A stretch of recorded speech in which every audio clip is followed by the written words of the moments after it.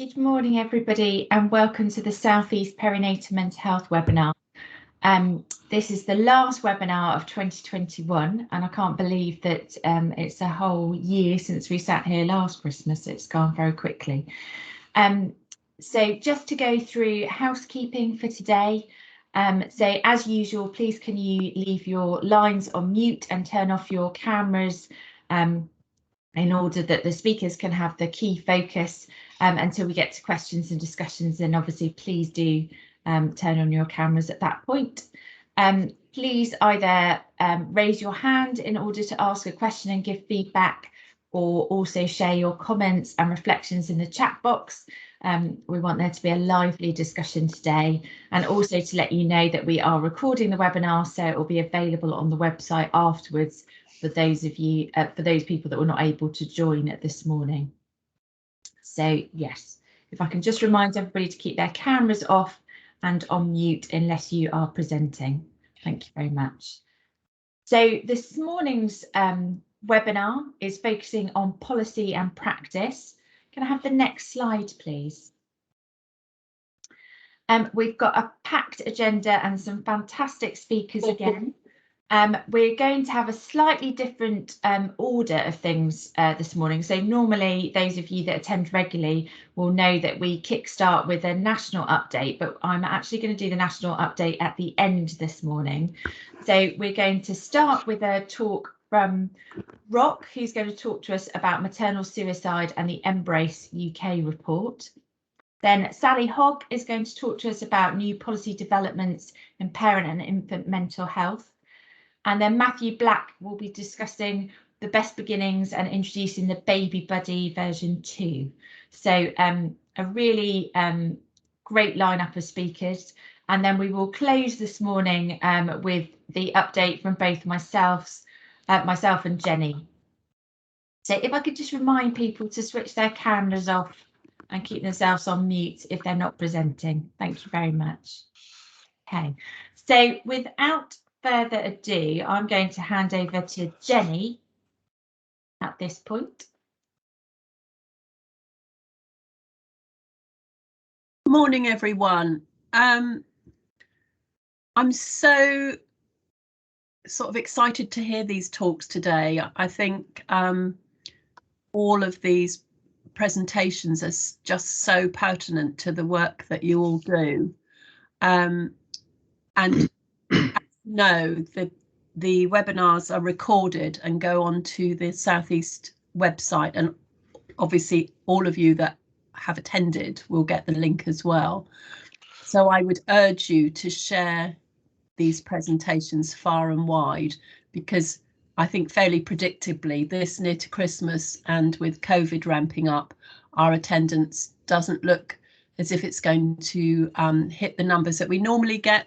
But I think particularly this month, the messages from the speakers you're about to hear really need to be shared far and wide, and none more pertinent than our first speaker, Rock Cantwell.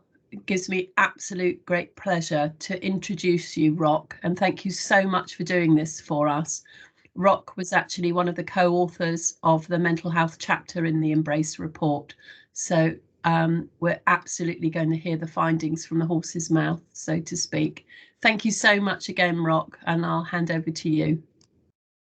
Thanks so much, Jenny, and it's an honour to be asked to talk to you today.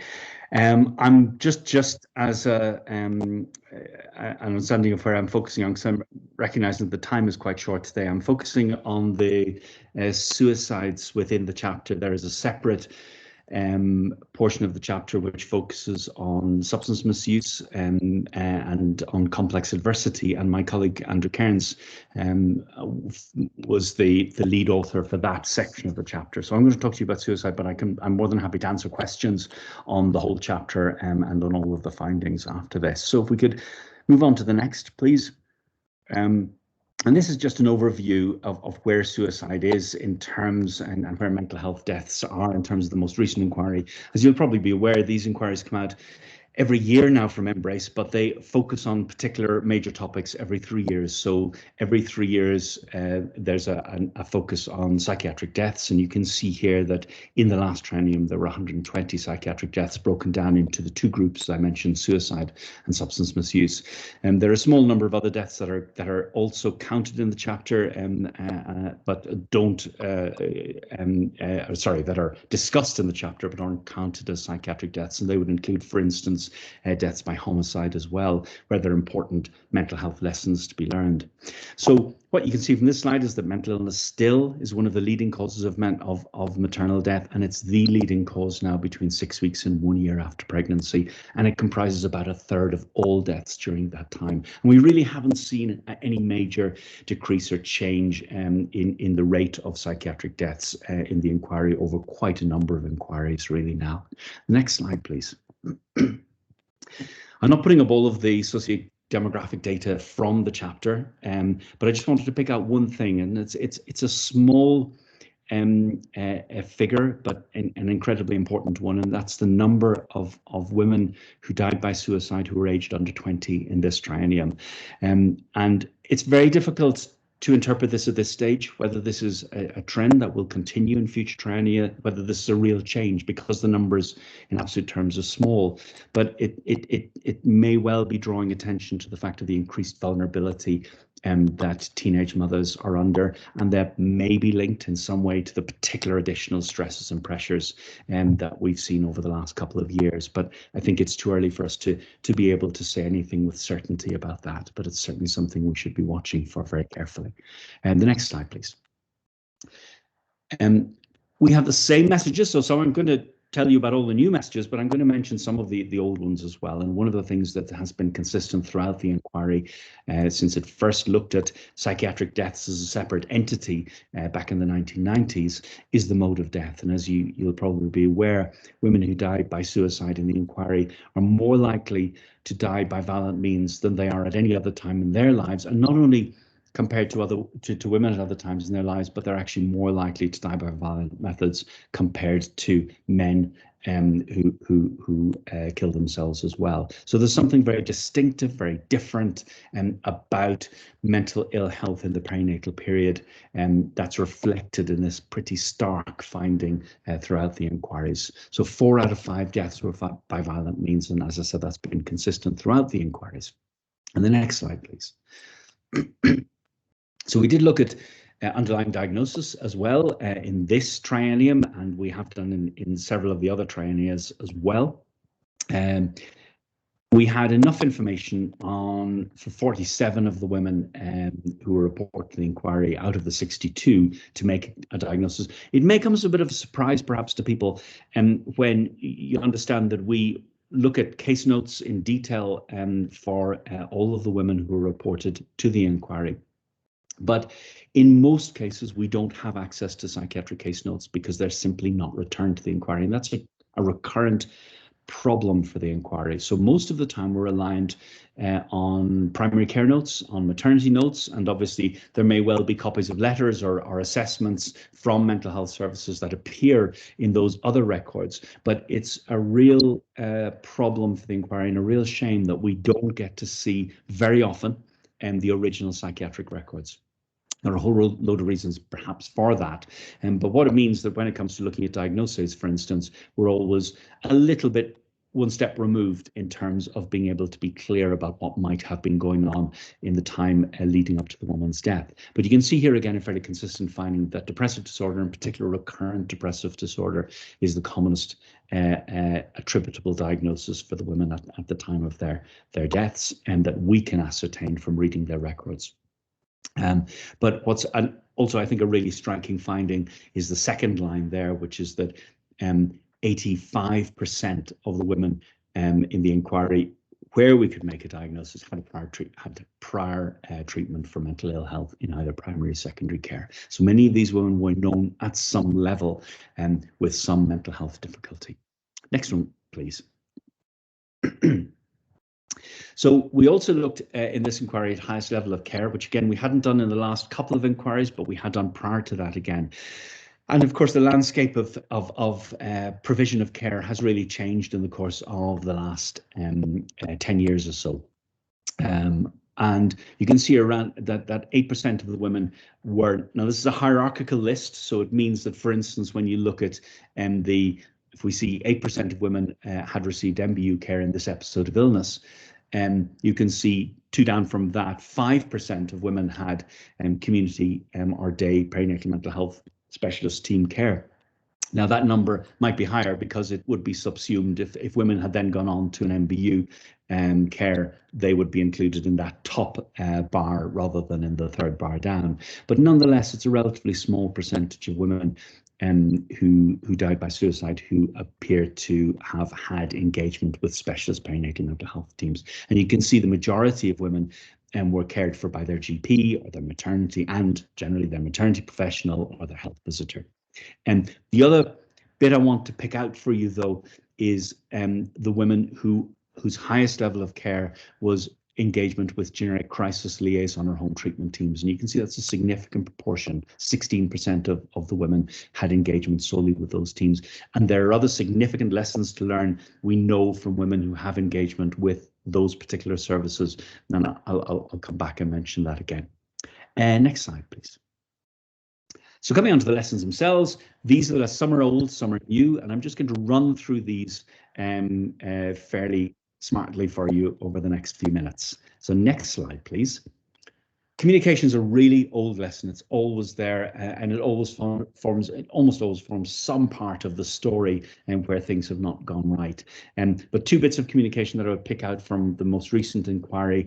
The need to pass on between all services a history of mental health treatment or difficulties, and also any previous loss or traumatic events that need to be shared as well between all professionals involved in the woman's care. And I'll come back to that. Next slide, please. So these are just reminders that these messages, which were first identified for red flags in the 2015 inquiry, very clearly come up in the most recent inquiry again. So keeping in mind risk of suicide, taking a good history that includes previous contact with services, and particularly paying attention to that escalating pattern of behaviours that we know may be typical of the way acute severe perinatal mental illness can present, particularly in the early postnatal period. New expressions or acts of violence, self-harm, and those new or persistent expressions of incompetency as a mother or estrangement from the infant. So those need to be kept in mind. And then the next slide, please. And the complementary amber flags that came up in the 2017 inquiry. And these are risks in terms of recurrence. And again, making sure that any woman with past history of psychotic disorder is treated as being at elevated risk, keeping in mind family history, and keeping in mind that previous patterns of occurrence and recurrence, both for the individual and within the family, might well predict how things might work out this time without intervention. And the next slide, please. So we paid particular attention to risk assessment and risk management. Now that comes up in the previous slides that I've just put up as well, and taking a good history, being aware of mental state. But we really need to pay attention to a new lesson around no active management of risk. So for some of these women who were seen, they were showing signs of significant mental state disturbance, and yet that wasn't picked up. I'd also just mention a previous message around the false reassurances as well. So the next slide, please, gives you that picture of a woman. This is a woman who died violently in early pregnancy. She had complex adversity. She had a history of self-harm, sometimes with suicidal intent. So she was already a woman at high risk. She'd recently taken an overdose just before discovering the pregnancy. She'd ongoing suicidal thoughts, but she was seen by liaison psychiatry, and they said in the aftermath of that overdose, and they described her family being strongly protective. She had 2 more overdoses. She had violent thoughts of self-harm, and there was a behavioural change in terms of increased alcohol intake. And again, a request for mental health assessment cites her children's protective factors. So it's hard to know that there's this disconnect, isn't there, between saying, oh, the children are protective, the family is protective, and yet she's actually harmed herself on a number of occasions. And there's a common thread of hearing, and it's really important to hear what the woman says, but also making sure you do an assessment in the round, which is not just about what the woman says to you, but also about her underlying mental illness and her current mental state, the other stresses and pressures that are on her at the particular time. And the next slide, please. So this one, just very quickly go through, it's this woman who died after termination of pregnancy. Again, a prior history of self-injury, that wasn't communicated, booking, and she very early after the termination presented with low mood and suicidal thoughts. There's this pattern, and you can read it for yourself in the next paragraph, really significant escalation of disturbed mental state with increasingly serious self-harm behaviors. With a degree of suicidal intent. I repeated statements from her that she was unable to keep herself safe. And then at her last presentation, very clear presentation with psychotic symptoms. And all of this was well documented by the assessor, but the assessment said there were no actual plans or intent and no need for hospital admission. She died the following day. And that was an assessment in the emergency department on the previous night. So again, not paying attention to the pattern, the escalation, and not putting a management plan in place. So the next slide, please. And that's an emphasis around saying it's not just about risk assessment, but it's about risk management. And these are generic mental health skills, aren't they? That any management plans should be addressing immediate as well as short-term and long-term risk for people. And the next slide, please. And this one is an old learning point, but it's just something I wanted to pick up again because it clearly came up in this triennium. That liaison crisis and home treatment staff need specific training at induction and continuing in understanding those distinctive features and risks in the perinatal period. And perinatal mental health services clearly have a role and a responsibility in that regard. Next slide, please.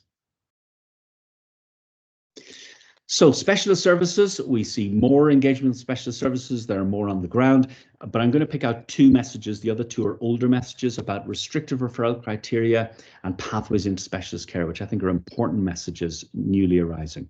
So the next slide, please. These are a number of quotes or reasons given why women weren't seen by perinatal mental health services, either barriers to access, that access had to be via a CMHT, or that referrals were restricted to antenatal women, or that services weren't commissioned to see personality disorders, or bizarrely that in one case a woman was refused assessment due to her violent suicidal intentions. In other words, she was thought to be too unwell to be seen by a perinatal mental health service. So there's this concerning issue around, I think, restricting access in terms of this notion of perinatal specific disorders. And it's very clear repeatedly in the inquiry that what makes management distinctive in the perinatal period is the perinatal period, not the diagnosis. And our skills and our specialism comes from understanding the perinatal context, not saying there are certain disorders that are specific to the perinatal period. Next slide, please. So specialist services should have the capacity to assess and manage all women who require secondary care, and making sure that perinatal mental health services don't exclude patients on the basis of diagnosis where they would ordinarily be seen by general adult services. Next slide. So this is about pathways into specialist care, and a couple of messages, a couple of examples here. A woman who had been seen by liaison services following an overdose, but they thought she'd been referred to perinatal mental health team, but in fact she'd been referred to a specialist midwife. And a similar story below, a woman with bipolar disorder who was referred to a specialist midwife, but not to the perinatal mental health service. And again, the next slide, please. And so a lesson that really reflects the changing landscape of perinatal mental health provision. We have not just perinatal mental health community teams, we have specialist midwives, specialist obstetricians, specialist health visitors, and we now in England have, I'm not sure, but maternal mental health clinics or maternity clinics, and in Scotland parallel similar new services called maternity neonatal psychological intervention services. And it's not surprising that our referrers may become confused by this. So we need to make very clear that there are explicit pathways into specialist perinatal mental health care that take into account the increased complexity of the landscape and making sure that referrers know where they're referring and refer to the appropriate place. Next slide, please.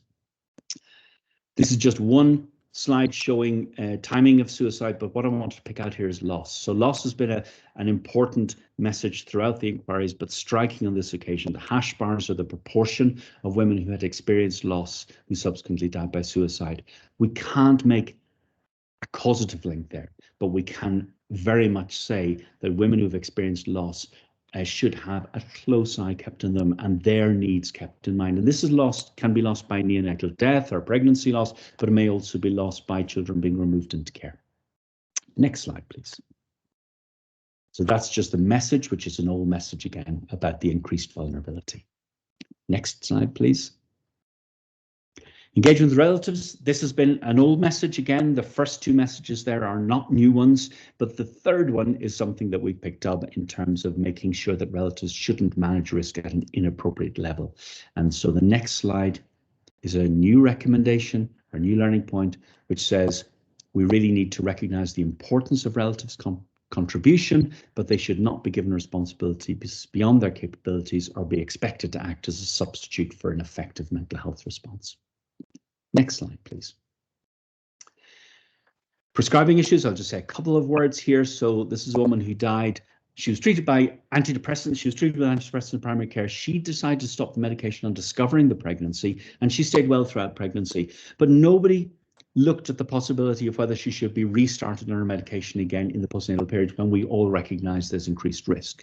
So the next slide is around saying, if medicine has been discontinued in advance of or during pregnancy, we should ensure women have early postnatal review to determine whether they need to recommence medication again. And that should be carried out either by the GP or the mental health service, depending on her prior level of engagement. There's a really interesting parallel recommendation in the substance misuse section saying that where women have engaged with substance misuse services and then they either disengage or their substance misuse improves, as sometimes happens during pregnancy, again, they're at increased risk of recurrence in the postnatal period, and they also need to have a review of their need for re-engagement with substance misuse services in the early postpartum period. So a very similar recommendation.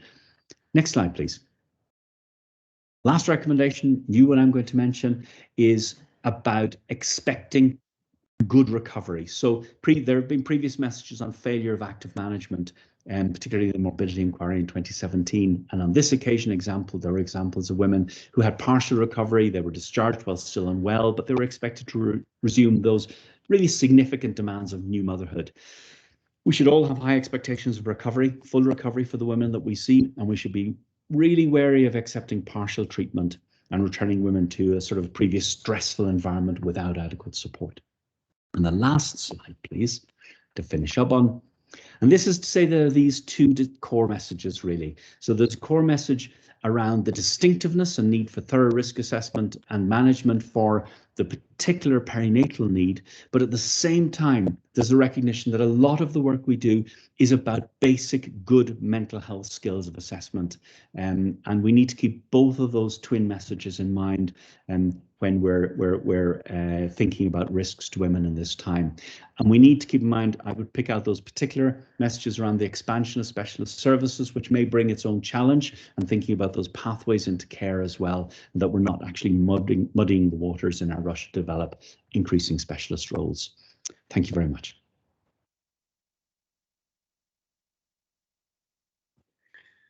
Thank you, Rock, so much.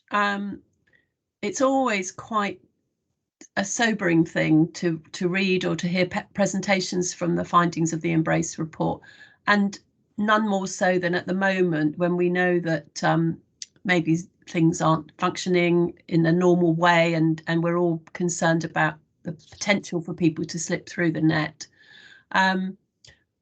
I think we have got time for a couple of questions if there's anybody who would like to ask a question of Rock. Or I don't know if you can stay any longer, Rock, if people want to put them in the chat. Would you be able to answer in the chat for a few minutes? Stay longer, absolutely, that's not a problem. Oh, that's amazing. So yeah, if anybody wants to ask a question of Rock, now's your chance, or if you want to put one in the chat, for the next few moments, then again, Rock will be around to answer them. Oh, it's very quiet this morning. They're all eating mince pies, I think, with cameras off. I think this isn't really a question, it's just a comment, but the importance of training the whole pathway is so clear. You know, that there's been a lot of money coming down with the long-term plan for training for perinatal, and I think it's so important that we make sure that some of that money is invested in other stakeholders and not just the specialist services, because we are only as good in specialist services as the rest of the pathway. And yeah, you can have gold standard specialist services, but if the rest of the pathway doesn't really know what they're seeing, then it all starts to fall to bits. Oh, I think we've got a hand up, and I was too distracted. It was just really a comment that an observation that I made recently. So we had a maternal death through suicide recently, and of course mental health concerns was one of her history. And interestingly, if we had a child death, there were numerous processes in place that we had to follow. Yet for this person, there wasn't any process for us to follow. And yes, it would have been too late, but certainly lessons to be learned from that. You know, did we miss something? Did we miss escalating or deteriorating in her mental health? And of course, I signposted all that information to our safeguarding team, but I just thought that, you know, I share that observation, most recent observation with you. Thanks for that, and I'm so sorry that you did experience that. But I think that brings me back again to the point around the need for psychiatric returns to the inquiry. I think there isn't quite an understanding throughout mental health services of the nature of the confidential inquiry into maternal deaths. And so when something like this happens in maternity services, then the report, the notes just automatically get transferred, and there are systems in place, governance systems in place, agreed at a national health department level, that notes should be shared, because they will always be seen on an entirely confidential and indeed anonymized basis. So notes should be shared. And what worries me is that we're not going to learn the detailed lessons, and also that actually we're, if anything, I think, doing local services potentially a disservice, because it's very hard to understand the complexity of the mental health intervention when you're looking, in a sense, at secondhand notes, and to get a reflection. It's hard enough for us when we're writing notes to reflect the true complexity of a clinical interaction with a woman, for instance, and all the sort of qualitative input that you have in terms of mitigating risk. And we miss all of that when we don't get the original psychiatric record. So really would encourage people to try and spread news about the inquiry around, and reassure local clinicians that it's really important to share these records, because first of all, they're entirely anonymized, and secondly, it really helps us to delve down into the quality of the care that the woman received. Thank you so much for that, and I just want to add to that about the importance of education for health visitors, because as you know, we do not have any sort of standardized training on mental health. It's very basic, and of course I raised that to our manager, that there is that need for us to have a little bit more training on mental health, so we're able to pick up some of the signs of deteriorating health and that's all. Thank you. Thank you. And we've got a question. This is probably the last one we can take out loud, so to speak, from Jeannie in the chat, about not finding out about deaths that were more than 3 months postnatal until it was on social media or the news. So I guess you're in an acute trust, Jeannie. Why is there not an immediate reporting to the trusts? I would only agree. Yeah. The Embrace does a record linkage using ONS linkage as well to make sure that the numbers are as comprehensive as possible, but it does mean that for the women who are identified just through record linkage, they may not have the same comprehensive access, that the Embrace may not manage to get the records and everything, and so understand the nature of the deaths in detail.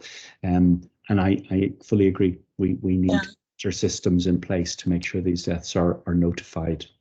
And the other thing I would love to see is, because Embrace is incredibly helpful, but obviously it is retrospective, and I think that a better system for sharing these situations nationally in a much more contemporaneous way, so that we can learn at the time, I think that would be really good, because I know there's often confidential inquiries, but it's the near misses that we need to look at as well, isn't it? We can learn so much. Okay, thank you so much, and thank you for the questions from people. I'm going to move us on now, so thank you again, Rob. It was amazing. And I again have the pleasure to introduce our next speaker. So those of you that have been to the sort of series of webinars will know that Sally has very kindly spoken for us before.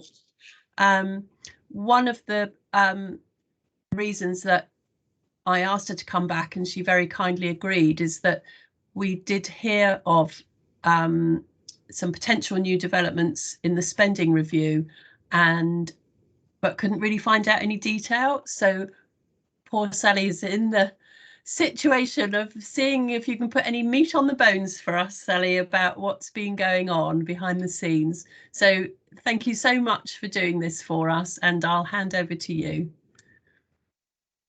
Thanks, Jenny. I'm just going to share my own slides, because unlike Rock, I haven't got the next slide, please, scaled down to a T yet, so I prefer to do my own. So it's lovely to be here. And thank you all for making the time on this really busy run up to Christmas, with everything else that's going on in your lives and in the NHS and other services at the moment.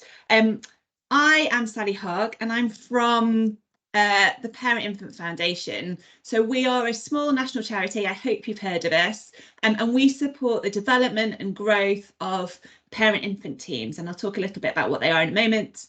And we also coordinate the First 1,001 Days movement, which is a campaigning alliance of 200 national charities that work together to really put baby social and emotional development and the importance of early relationships on the map, and to campaign for a whole range of policy changes and investments across universal through to specialist services to support babies and their families between pregnancy, between conception and age 2. So I said that the Parent Infant Foundation is the national umbrella body for specialised parent-infant relationship teams. Now, they're very rarely actually called that on the ground. So they're often called an infant mental health service or a parent infant mental health service, maybe a PIP. So if those of you in Brighton will know of Bright PIP, or in Surrey, the Surrey Parent Infant Mental Health Service. We've got lots of different names, and they're often quite different in how they operate and where exactly they sit in the system, because they've often grown quite organically in different areas. But they have a number of key things in common, which is what we feel makes them a parent infant team and is really key to their success. So they are multidisciplinary teams, including skilled mental health professionals, so led by a psychologist or a child psychotherapist. And they offer two things to a local system, both direct therapeutic support for families experiencing the most complex and difficult needs in their early relationships, but they're also experts and champions for infant mental health more generally, so offering some form of training, supervision, consultation to the wider system. They offer generally a multidisciplinary team offering a number of different interventions, so there'll be an assessment of a family's need and a package of care offered. And I guess the thing that makes them really different to perinatal teams is that the focus and the referral pathway is based on the parent-infant relationship and risks to that relationship. It's not, while some of the interventions on offer might be quite similar to parent-infant work offered within a perinatal service, parent-infant teams are for all babies whose early relationships and early mental health is at risk, irrespective of mum's mental health and whether that meets the threshold of perinatal services. So I'm going to talk to you a bit today about the kind of national policy developments. It's been a good year in policy terms for parent-infant teams. So I'm going to talk to you a little bit about what the national policy landscape in England looks like and what we know about some of the new developments. The answer is not everything that we want to know yet, but I'll tell you what we do know so far. So before I go on to some of the newer announcements, I'll just talk to you a little bit about other things that have gone on. So the NHS long-term plan, many of you know, came out in 2019. And it had within it a sort of bit of a gap around babies in that there was this wonderful section on maternity and perinatal mental health, and then it went into children, which was very focused on school-age children. There was a kind of early childhood bit that was missing, but there were some bits that we could kind of hook early childhood onto. So there was a commitment in there for a comprehensive mental health system from 0 to 25. Now, I think when they wrote this, a lot of the people behind the NHS long-term plan were actually thinking about the 16 to 25-year-olds and how they make that bit of the system work. But they did say from 0. And actually what we've seen is that whilst it wasn't a priority when the plan was first written, and it was a bit of a kind of byproduct of this vision, actually NHS England are now doing much more work to understand actually we don't just need to think about the 16 to 25-year-olds and their offer. There's a gap in the 0 to 5s as well. And so there is increasing work in NHS England to think about actually what does the 0 to 5 and within that the 0 to 2 bit of a 0 to 25 mental health system look like, and how does that connect with perinatal and adult and everything else that's going on in that system.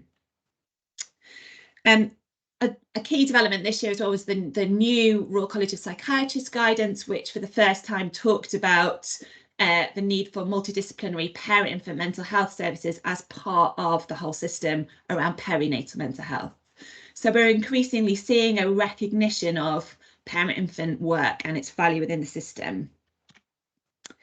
A Health Select Committee report came out last week on children's mental health, and it particularly flagged that NHS long-term plan commitment that I talked about the 0 to 25 goal, and talked about how children under 3 have been overlooked, and there needs to be a clearer plan from NHS England about what they're going to do to achieve a goal of a system that works for all children from 0 upwards. So that was published last week. The Department for Health is obliged to respond to that. So I'm hoping again that this is going to create a little bit more positive pressure on NHS England to kind of beef up the 0 to 5 work that they're doing, because it's a brilliant team doing it, but it's not currently something that ministers or others in DH are putting kind of pressure on them to do. And so there's lots of other priorities pulling in other directions as well. And then we had the Start for Life work. So this is the work being championed by Dame Angela Ledson, who has a position as a kind of advisor within the Department for Health, and a team of officials called the Start for Life unit sat in the Department for Health looking specifically at what needs to happen in government for 0 to 2s. So they published a vision in March this year, which had 6 kind of components to it around a whole system that worked well for 0 to 2-year-olds. And a lot of it was about the kind of infrastructure around bringing services together, joining them up, having clear leadership, and making sure that families knew what was available to them.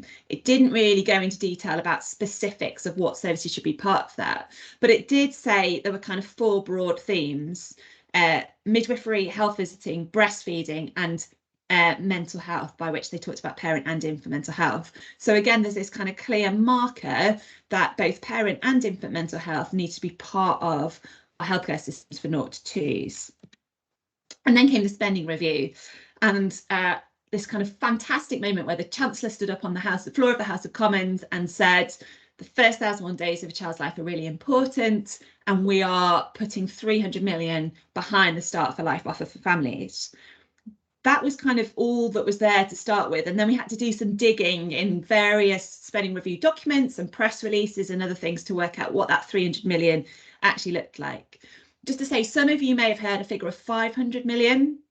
That's the entire spending review package for vulnerable families, which includes, well, for all families, it includes the vulnerability bit, which is the what used to be called the Troubled Families programme, and then it includes 300 million for Start for Life. So it's 300 million, that's the Start for Life bit of that. And that has a number of elements to it. So this is what we've managed to kind of put together from piecing together different bits of documents. There is 82 million for family hubs. There is 50 million for parenting programmes. Now, we've asked some questions about what is a parenting programme, and could, for example, family nurse partnership or mesh offered by health visitors be called a parenting programme? Still not really clear. 10 million pounds for articulating and bringing together the Start for Life offer, 50 million for breastfeeding support, the biggie for us, 100 million for infant and perinatal mental health, and 10 million for workforce pilots. So the workforce pilots are slightly separate to the rest of the package, and that is looking particularly around health visiting teams and the skills mix and caseloads and how that works within health visiting. The rest of it is a package together that will go to 75 local authorities. So half of England will get this fantastic new package of funding. The other half won't. It's not great, but it's better than nothing, I guess. So we've been asking various questions about what exactly will this money be for? How will it go out? How will the 75 areas be chosen? How will it all work? And I think it's fair to say that nobody knows yet. There's still a lot of decisions being made. I think some of the officials working on this as part of Andrea Ledsam's team are very good. They know what they're doing, but there's a lot of negotiation and work to work through. I'm going to tell you a couple of things that we found out from asking MPs to ask parliamentary questions for us, or questions of ministers and Andrea in events and meetings. So the first parliamentary, PQ is a parliamentary questions. The first parliamentary question that was asked was, about what this 100 million was about, gave this answer, which was basically invest in support for staff, training and interventions. And local areas will be given the opportunity to tailor their support offer. So it sounds kind of quite flexible about exactly whether this is perinatal, whether it's infant, and what level of need or bit of the system the funding could go towards. We also asked more specific questions of, could this money be used to fund specialised parent-infant relationship teams? On the 24th of November, the Mental Health Minister, Gillian Keegan, answered that specifically as a parliamentary question. And she basically said, we don't know yet. We're working with she listed a whole list of partners to determine how the funding should be used, and detail will be confirmed. So it wasn't confirmed at that point. At a meeting last week, an all-party parliamentary group, Andrea Ledsom said the money will be used to establish parent-infant relationship teams in 75 upper tier areas. So Andrea has got a clear vision that at least some of this money will go towards parent-infant teams in those 75 areas. But that's not kind of really official published government line yet.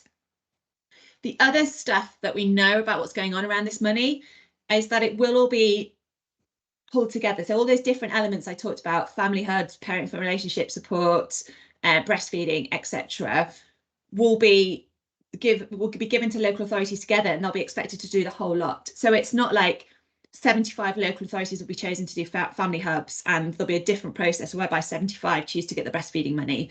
75 local authorities will be expected to do a whole range of Start for Life stuff that's all joined up. The money is allocated from April next year, so that process is going to have to be pretty quick in terms of local authorities bidding for and getting that money. So, if you are thinking about how you get your kind of local area ready, it's worth starting conversations about, actually, do we have the right people already talking to us that could pull together a bid in this space when government opportunity arises? And what might that look like, and what are the gaps in your local system that you would fill if you got hold of this money? A lot of the detail is still being worked out, and there are negotiations between the Start for Life unit with Andrea, Department for Education that owns Family Hubs policy, other bits of the Office of Health Improvement and Department for Health that own other bits of the policy, and the Treasury who holds the purse strings. So that's what's happening at the moment, to try and work out exactly where this money will be used. And they've got a number of tensions to work out. So they have, in one sense, kind of some clear ideas of what they want to deliver on the ground. But they also know, for reasons of kind of political philosophy, they don't want to be too prescriptive about what local authorities and their partners have to do. They also know that actually every local area is different, and their readiness to deliver on different elements of this package is very different. And so you need to allow some flexibility for both those reasons, the pragmatic one and the kind of more political one.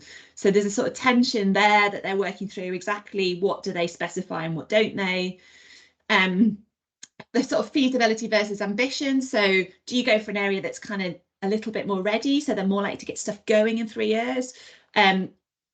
Do you kind of have a big ambition for what everybody could do, and is that achievable given issues around the workforce, etc.? Andrea Leadsom has been very clear that she wants to show impact from this spending within the 3 years, because she wants to get money for all local authorities to do more in the next spending review that's happening in 3 years' time. And again, there are tensions around that, because actually, as you all know, getting a service up and running, getting referral pathways, getting a workforce that's trained to deliver and operating effectively takes time. And so within 3 years, it's a big ask that you would have services operating kind of optimally and measuring and showing their impact. So we're encouraging the Start for Life team to think about a few different things here, one of which is a kind of evidence and evaluation strategy that maybe sits separately to the investment, so that they're collecting data from areas that have existing services and not just the new stuff that's being set up in the 3 years. Another thing we're really encouraging them to do is to think about the read across between local authorities who are getting this money and integrated care systems where other commissioning of mental health services and other related services sits, and how that fits together. And maybe could they consider, for example, local authorities putting joint bids in that show that the ICS is fully behind, and there'll be joined up integration of these new services with the existing offer. So there's a lot of those kind of practical things to work through. So that's the best I can tell you at the moment. I'm really happy to answer questions. I'm also really happy to take questions back. One of the things I've really liked about working with the Start for Life units, they're very open to listening to ideas and answering questions as much as they can from others.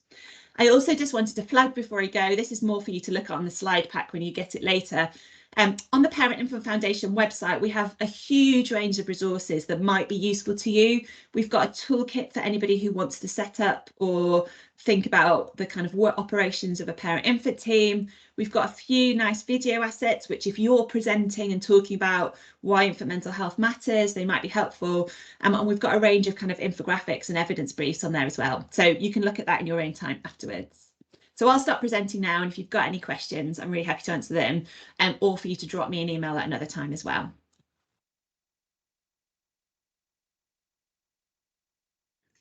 Wow, Sally, thank you so much. I'm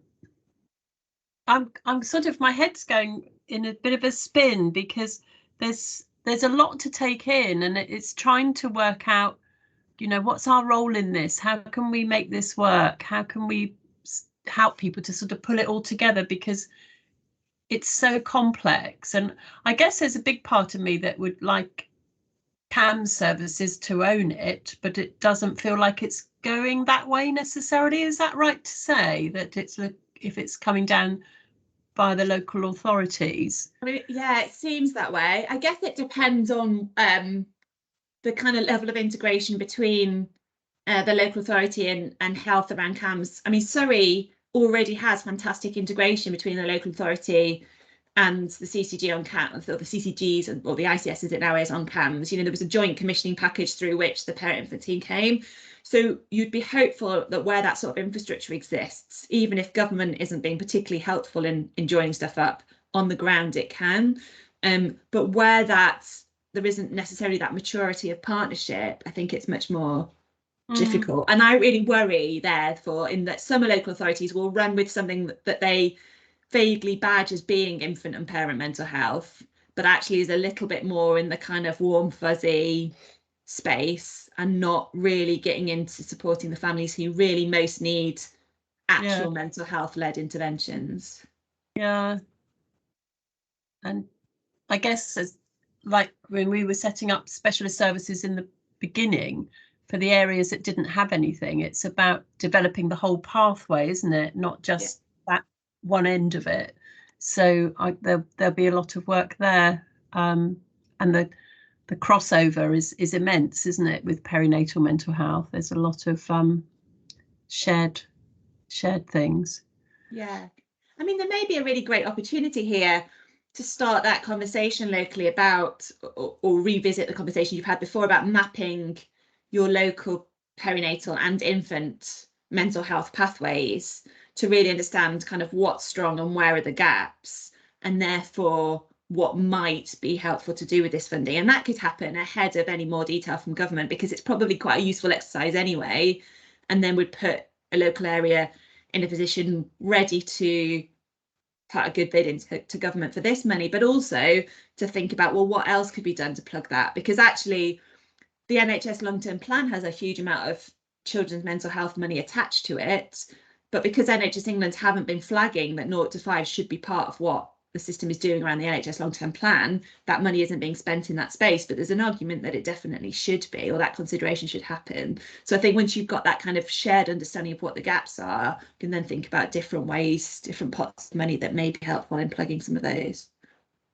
Brilliant. I'm going to have to ask for any other questions for you, Sally, to go in the chat. In fact, if you've got to leave, am I right in thinking you have to shoot off to say about 10 minutes and then I've got to head off. So I'll put my email in the chat, and anybody who doesn't have a question for me today can follow up. And are you happy for people to sort of use you for questions about this if they get stuck? Come to you. That's lovely. Definitely.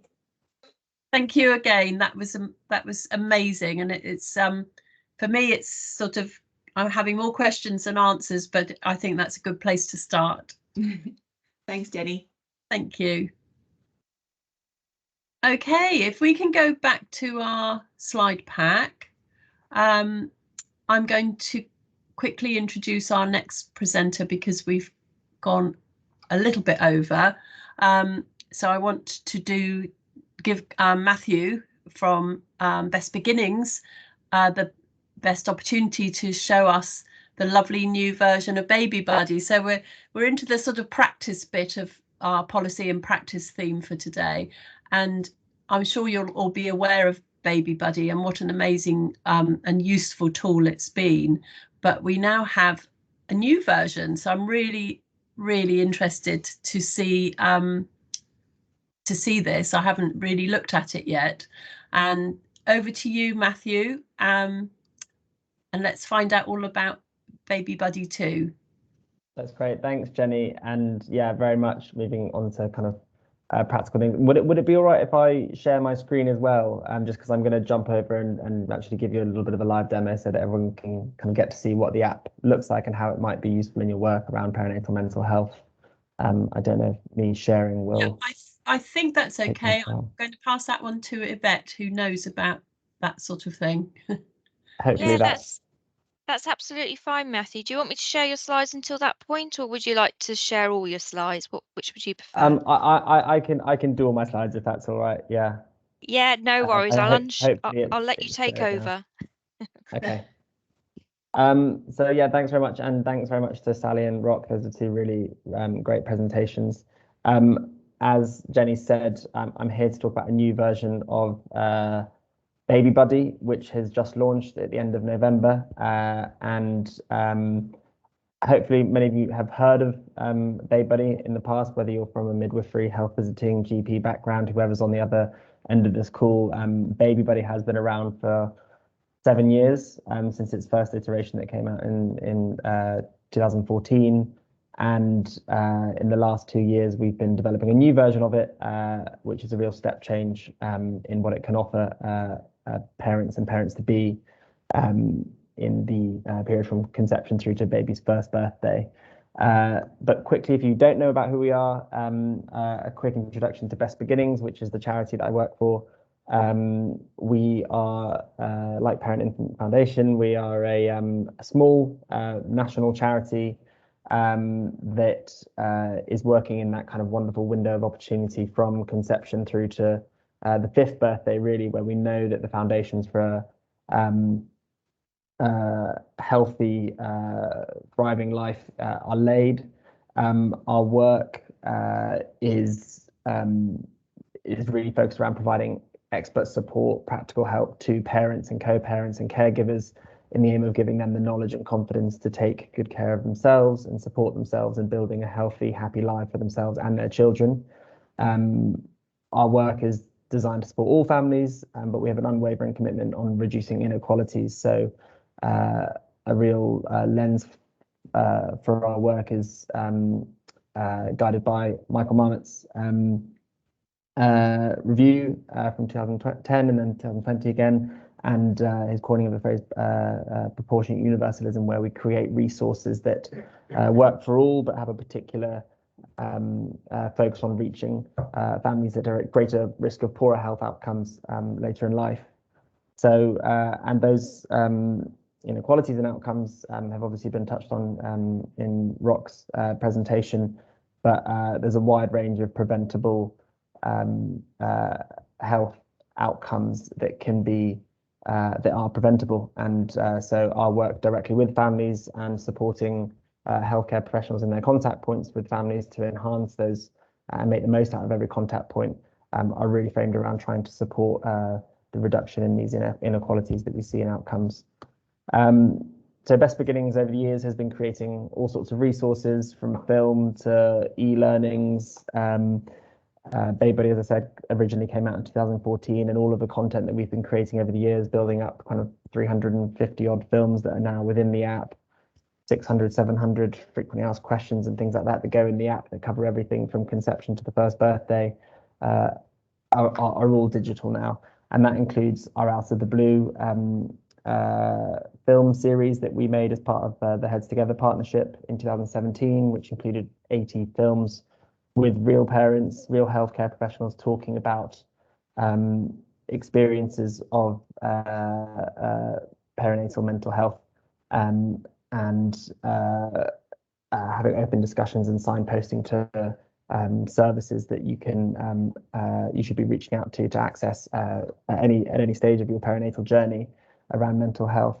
And now this year, with funding from the National Lottery Community Fund, we've managed to build a new version of the app that is going to take this offer for parents kind of to a new level and be able to support more different types of parents. A huge step change in Babybuddy is that whereas Babybuddy 1 was very much focused on mothers, it was very the aesthetic and the user journey was very mother focused. We now have content pathways for fathers and co-parents as well. The content in there has been written with Future Men and the Fatherhood Institute for fathers, and we're building more and more content around the co-parent and same-sex relationships as well. And whereas Babybuddy 1 only went up to 6 months postnatally, the content has been expanded to the first birthday. The long-term vision is to reach the 5th birthday and really be that full perinatal and early years tool with accessible, engaging, evidence-based information for parents to access at any time in their pregnancy and parenting journey.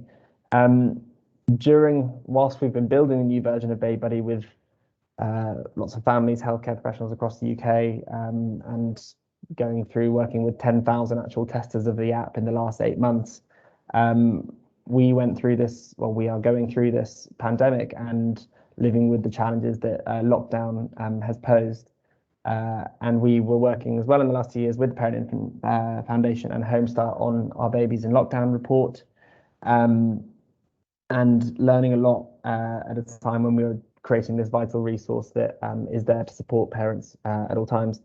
And kind of a key takeaway in terms of mental health, we learned from that report and the interviews with families that parents are really struggling to access essential services to help them through pregnancy and beyond, with problems including accessing face-to-face medical care, reduced access to health visitors, and a lack of community parent and baby groups during the lockdown, all of which has been taking a toll on parents' mental health.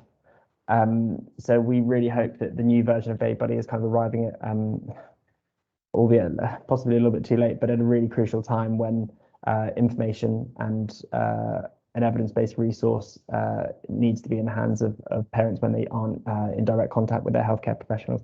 And that's not to say that it replaces contact points with parents. That's not the purpose of Baby at all. It's there to enhance and support the vital work that's going on the ground with multidisciplinary healthcare professionals.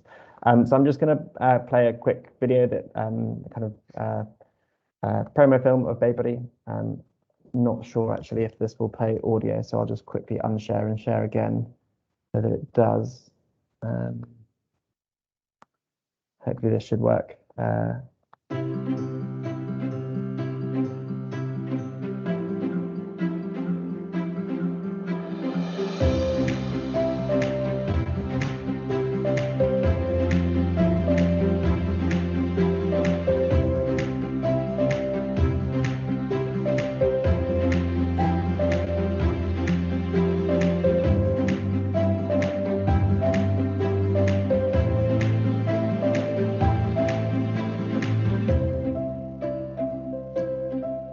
The videos, the resources that you have in the app, it encourages, it inspires, it pushed me to be and want to be a better mum. I think the Baby Buddy app obviously is more in depth, very interactive as well. Any questions you need as well, you can, we can add them through the app as well. The resources and the articles, the videos, they are very relevant to the stage that we are in as first-time parents. What was just game changer for me is having this app to have one space of just trusted information. It's great that Baby Buddy has diverse images and that is really inclusive. Baby Buddy has a special place in so many people's lives. It is that guiding voice and sometimes that helping hand that you need in the middle of the night.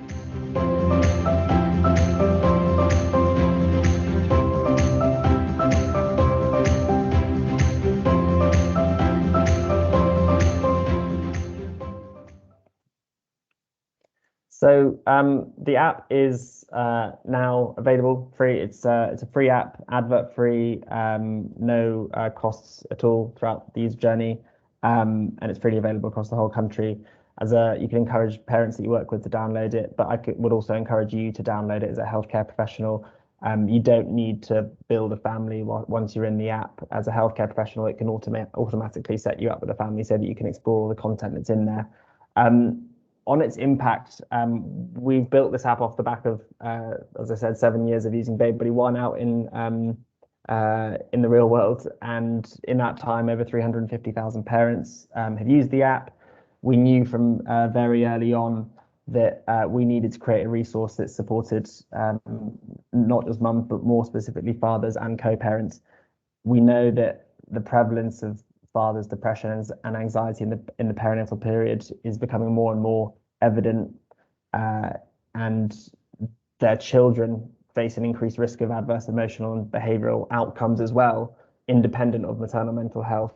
And we also know that fathers can be that protective factor against the development of maternal perinatal mental health problems and their effects on child outcomes. So all of the learning that's been going on in over the course of the years has helped us to build the case for building this father's pathway within the app.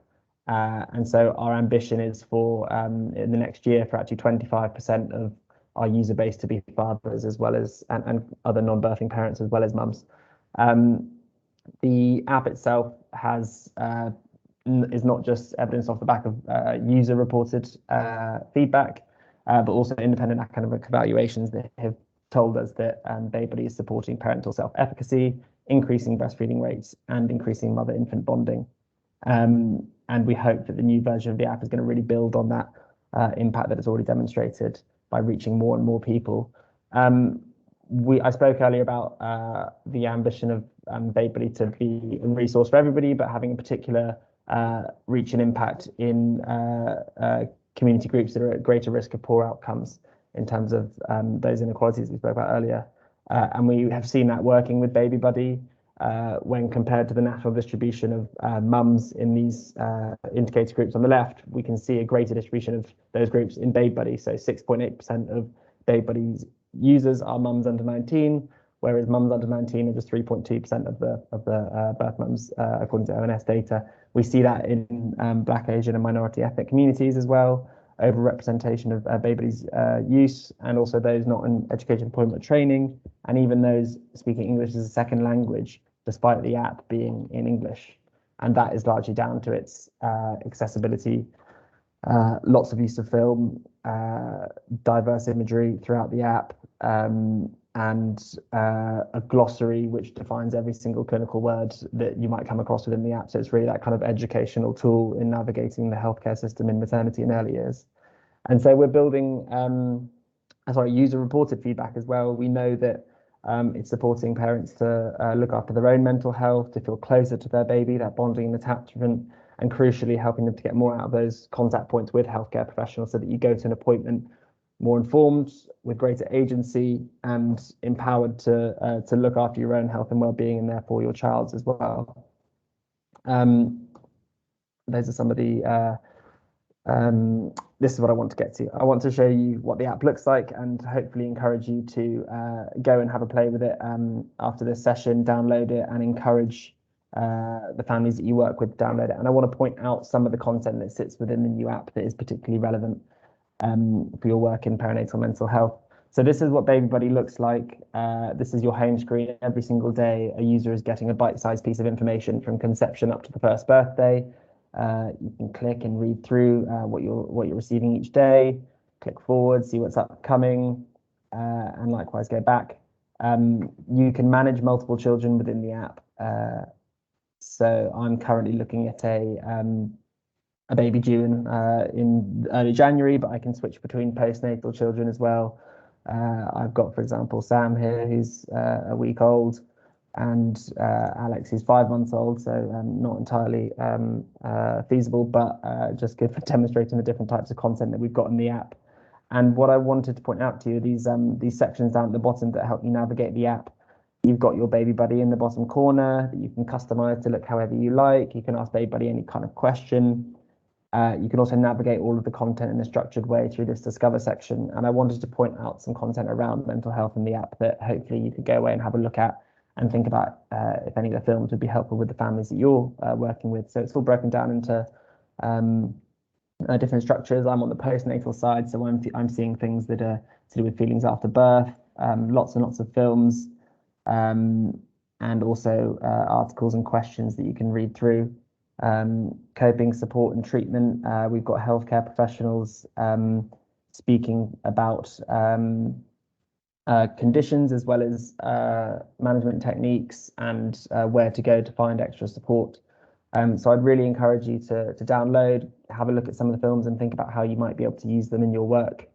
There's other features in the app, including management of child growth, vaccinations, birth outcome, and recording developmental milestones and things like that.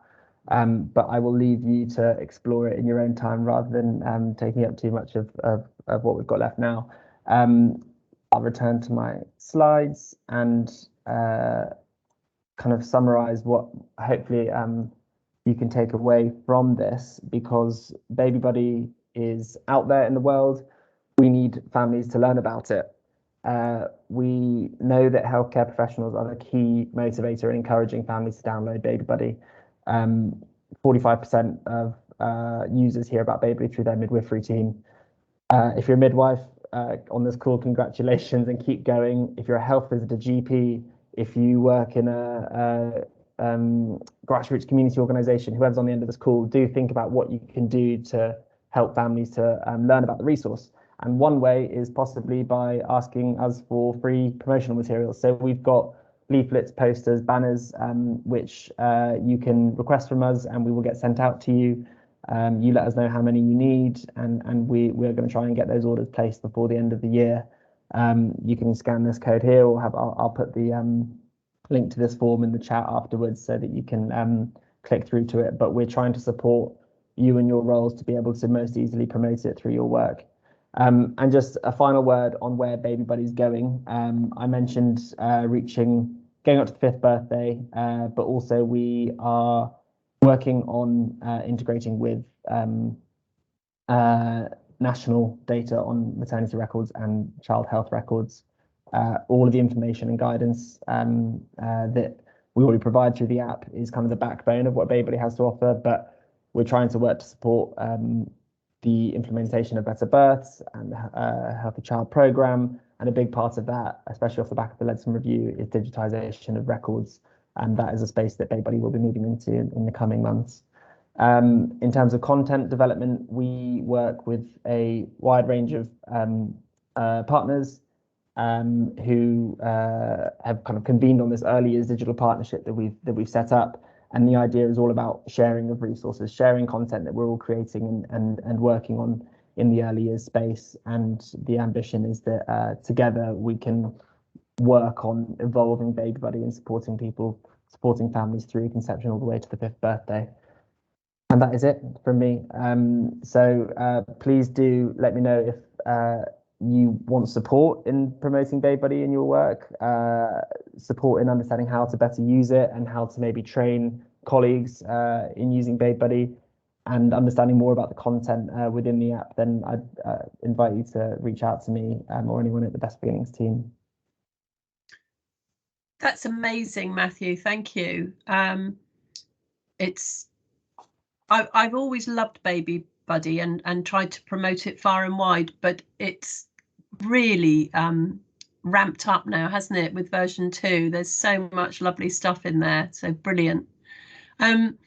We are tight for time now, so could I ask for questions in the chat? And I know we have had a couple. Are you able to answer those in the chat, Matthew, about comms? That's absolutely fine, absolutely fine. Brilliant. Thank you again.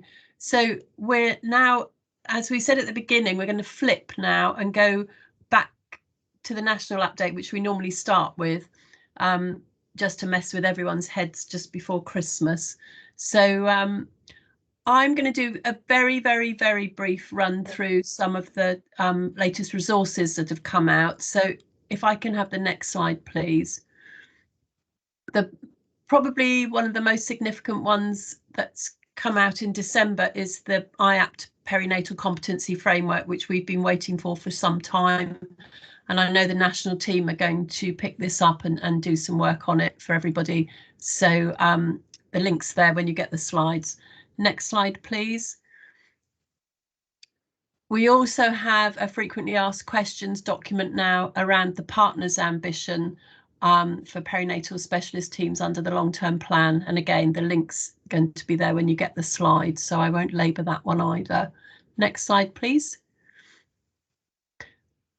Big shout out. Do you know what? We were going to mention specific teams that were shortlisted from the Southeast region for HSJ, but there were so many. I'm just doing a big blanket well done to all of you that were shortlisted and those winners as well, because it's you know, it's a great thing to be shortlisted for HSJ. So well done to everybody for that one. Next, please.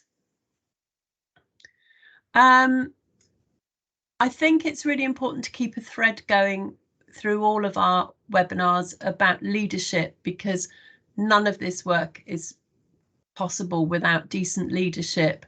And so we will keep just giving you some resources around leadership. And I'm quite a visual person and I quite liked this. Read it at your leisure, but we'll keep having the odd slide with little bits like this that might be helpful for your own work. Next slide, please. I think I might be handing over to Liz at this point. You are indeed, Jenny. Thank you very much. So just a slide, not going to go through the detail. We all know this inside out, but just a reminder of what the ambitions are of the long-term plan. And actually, it's just a really nice slide to share with others if you're explaining what the ask is of perinatal mental health services, including the expansion of mother and baby units as well. So next slide, please. So just thinking about how we expand the cohort that we are seeing, the cohort of women we're seeing. So 3 of the long-term plan flexible ambitions directly contribute to the expanding cohort. So that's the expansions 24 months, the increased access to psychological therapies, and also establishing the maternal mental health services. And just to let you know that we are going to be putting on an additional webinar on the 12th of January, which we're hosting on behalf of the National Perinatal Mental Health Team, and invites are due to go out hopefully today. So you'll receive them. It will be recorded, appreciating that not everybody will be able to attend. But just to go into a bit more detail about how we're expanding the cohort, and some really nice case study examples will be used at that webinar. Okay, next slide, please. And then following up from the work that we've been doing on provider collaboratives that many of you will be involved in. So we had our first stakeholder meeting back on the 10th of November. This work is still in progress, and there's a follow-up second stakeholder meeting on Tuesday, the 11th of January. Invites have already gone out for that to systems, and we'll be starting to look at what are the options for us within the South East in terms of how we may deliver provider collaboratives within our geography for perinatal mental health services. So would encourage people to attend that meeting. Okay, next slide, please. And then I just wanted to do a reminder to everybody on the call and to share far and wide. It's been a really tough couple of years during COVID. We're clearly going into a further difficult period over the coming weeks and months. And so it's really just, I wanted to flag what support is available to you out there. So just to remind you that the Staff Mental Health and Wellbeing Hubs are a national offer. There are hubs across the whole of England, and they are open to all health and social care colleagues. So whether you are clinical or non-clinical, whatever your role is within health and social care, you can access these services, and they're completely confidential. Next slide, please. So on this map, and obviously you'll get the slides so you can follow the links, is the links to each of the South East hubs, okay? So for South East colleagues on the call, those are the hubs that you can access yourself in order to get support, be it signposting and information on the websites or actual further support in terms of counselling and actual therapies, okay? And for national colleagues, if I can go to the next slide, please. There's the national website, which will also then signpost you to your local hub if you're elsewhere in the country and not within the South East region. But please just share this far and wide. It has been a really difficult time, and it will continue to be so, I'm sure, over the next couple of weeks. So just if you need a bit of extra support, please do access it. Okay, next slide, please. So without further ado, I just wanted to say a massive thank you to everybody from the fantastic speakers that we've had this year. I'm always blown away with the content of the presentations that our speakers give at every webinar. Also to all of you that take the time out of your busy diaries to attend the webinars, and those of you that will be listening online at a later time. And a massive thank you personally from me to the members of the team that are busy behind the scenes also supporting us with the webinars. Jenny and I are obviously out front, but particularly to Vet, who is manning the slides today, and also to Barbara, who's now left us, but has been a massive support over the last year. So I do hope that over the Christmas period that people manage to have some time for a little bit of rest and recuperation. And we really look forward to coming back in the new year. We've got a great lineup already for the webinars next year. So thank you. I'll go on to the next slide. And so these are the dates for our webinars for next year. Our first webinar of January will be focusing on bereavement. And then in addition to that, as I mentioned earlier, there will be the cohort webinar, which is one that we're just sneaking in on the 12th of January. So please do obviously forward the dates and on to key contacts. Anybody is welcome, obviously across the country. And final slide, please, is just to remind everybody that the recordings are available on the website, both the webinars from 2020, but also all the webinars from this year. And if you forward on the invitation, please get people to get in touch so that we can add them to the distribution list, and the email is included there. And miraculously, we've ended up with 10 minutes still to spare. So hopefully that gives people an opportunity to grab a drink and a comfort break before their next meeting. But thank you for all the massive hard work you're doing out there in the services and the difference you're making to women and babies. And we look forward to seeing you in the new year. Thank you very much. Bye bye.